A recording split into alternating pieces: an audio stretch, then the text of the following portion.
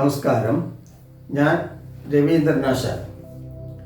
ഔഷധ സസ്യങ്ങളുടെ അത്ഭുത ലോകത്തേക്ക് എല്ലാവരെയും വീണ്ടും സ്വാഗതം ചെയ്യുന്നു. ശാസ്ത്രീയതയും പാരമ്പര്യമായ അറിവും ഉൾപ്പെടുത്തിക്കൊണ്ട് ഞാൻ നൽകുന്ന വിശദീകരണങ്ങൾ ഏവർക്കും ഏറെ ഗുണകരമാണ് എന്ന് കാണുന്നതിൽ വളരെ സന്തോഷം.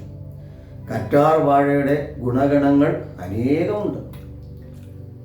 പാലിത്യം, അതായത് അലോപേഷ്യ, അൽഷിമേഴ്സ്, ഹൃദയസ്തംഭനം, വിഷാദം, ഗ്ലൈക്കോമ, ഹെമറേജ്, മഞ്ഞപ്പിത്തം, വെരിക്കോസ് വെയിൻ എന്നീ രോഗങ്ങളുടെ ചികിത്സയിൽ മറ്റു ചില ഔഷധങ്ങളോടൊപ്പം ചേർത്ത് കറ്റാർ വാഴയെ വളരെ ഗുണകരമായി ഉപയോഗിക്കുന്നുണ്ട്.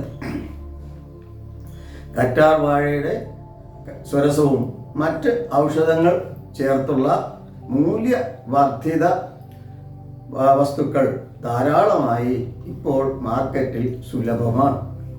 കറ്റാർ വാഴ രസം അനേകം രോഗങ്ങളെ ശമിപ്പിക്കുവാൻ പര്യാപ്തമാണെന്ന് മനസ്സിലായിട്ടുണ്ട്. അവയിൽ ചിലത് മാത്രം ഇവിടെ ചൂണ്ടിക്കാണിക്കാം. ഗർഭാശയ മുഴകൾക്ക് കറ്റാർ വാഴയുടെ ജെല്ല് തേൻ ചേർത്ത് 30 ml വീതം ദിവസം 2 നേരം എന്ന കണക്കിന് 41 ദിവസം നൽകിയാൽ അവ മാറിപ്പോകുന്നതാണ്. ഇത് ഒരു അനുഭവ ചികിത്സ കൂടിയാണ്. മൂലക്കുരുവിനും വയറുവേദനയ്ക്കും കറ്റാർ വാഴയുടെ ജെല്ല് മഞ്ഞൾ ചേർത്ത് നൽകുന്നത് ഏറെ ഫലപ്രദമാണെന്ന് കണ്ടെത്തിയിട്ടുണ്ട്. ആർത്തവ വേദനയ്ക്കും ക്രമം തെറ്റിയ ആർത്തവത്തിനും കറ്റാർ വാഴയുടെ സ്വരസം വളരെയധികം ഗുണം ചെയ്യുന്നതാണ്. കറ്റാർ വാഴയുടെ ജെല്ല് ഉണക്കി എടുക്കുന്നതാണ് ചെന്നിനായകം. ഈ ചെന്നിനായകം നീരിനെ ശമിപ്പിക്കാൻ വളരെ ഫലപ്രദമാണ്. പഴയ കാലങ്ങളിൽ അമ്മമാർ കുഞ്ഞുങ്ങളുടെ മുലകുടി മാറ്റുന്നതിന് വേണ്ടി കറ്റാർ വാഴ സ്വരസം, അതായത് ചെന്നിനായകം അരച്ച് പുരട്ടുക പതിവായിരുന്നു. മുറുവെണ്ണ, കായത്തിരുമേനി എണ്ണ തുടങ്ങിയ പല ആയുർവേദ, സിദ്ധ, നാടോടി വൈദ്യങ്ങളിലെ ഔഷധങ്ങളിലെയും ഒരു മുഖ്യ ചേരുവ കറ്റാർ വാഴ രസമാണ്. പൊള്ളലുകളിൽ കറ്റാർ വാഴ രസം പുരട്ടിയാൽ പൊള്ളലുകൾ വളരെ വേഗത്തിൽ ശമിക്കുകയും പാടുകൾ അവശേഷിപ്പിക്കാതിരിക്കുകയും ചെയ്യും.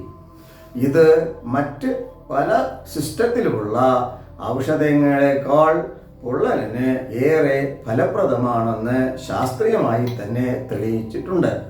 കരൾ, പ്ലീഹ എന്നിവയുടെ വീക്കങ്ങളിൽ കറ്റാർ വാഴ സ്വരസം സേവിക്കുന്നത് നല്ലതാണ്.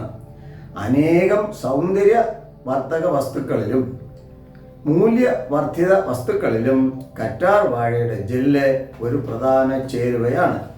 കറ്റാർ വാഴയിൽ സമർത്ഥമായി അടങ്ങിയിട്ടുള്ള വൈറ്റമിൻ ഇയും സിയും ശരീരകോശങ്ങളെ ഈർപ്പരഹിതമായി നിലനിർത്തുകയും ചർമ്മത്തെ പ്രകാശമാനമാക്കുകയും മൃദുവായി നിലനിർത്തുകയും ചെയ്യുന്നു.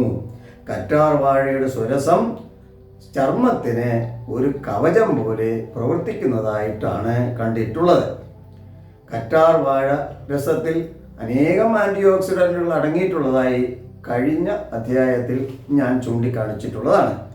കറ്റാർ വാഴ സ്വരസത്തിന്, അതായത് കറ്റാർ വാഴ ജെല്ലിന് ഉന്നതമായ പ്രതിരോധ ശക്തി നൽകുവാൻ ശേഷിയുണ്ട്. സിദ്ധവൈദ്യത്തിലും മർമ്മവൈദ്യത്തിലും അനേകം ഔഷധങ്ങൾ നിർമ്മിക്കുന്നതിന് കറ്റാർ വാഴ ജെല്ല് ഉപയോഗിക്കുന്നുണ്ട്. പല മരുന്നുകൾ നീറ്റുന്നതിനും രസമണി ചെയ്യുന്നതിനും കറ്റാർ വാഴയുടെ ജെല്ലും പൂവും ധാരാളമായി ഉപയോഗിക്കുന്നുണ്ട്.